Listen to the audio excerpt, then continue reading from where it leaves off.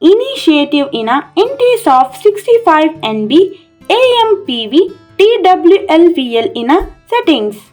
ನಾವು ಇವಾಗ treated water tank ಫ್ಲೋಟಿ level ಇನ ಸೆಟ್ಟಿಂಗ್ಸ್ ಗಳನ್ನು ನೋಡಲು ಹೋಗುತ್ತಿದ್ದೇವೆ. ಇದನ್ನು TWLVL ಎಂದು ಕರೆಯುತ್ತೇವೆ. TWLVL ಸೆಟ್ಟಿಂಗ್ಸ್ ಗಳನ್ನು ನೋಡಲು ಪಾಸ್ವರ್ಡ್ 84 ಗೆ ಹೋಗಿ ಮೋಡ್ ಬಟನ್ ಅನ್ನು 2 ಬಾರಿ ಒತ್ತಿ ನಂತರ ರೀಸೆಟ್ ಮಾಡಿರಿ. ಪಾಸ್ವರ್ಡ್ 84 ಅನ್ನು ಎಂಟರ್ ಮಾಡಿ ಮತ್ತು ರೀಸೆಟ್ ಒತ್ತಿರಿ.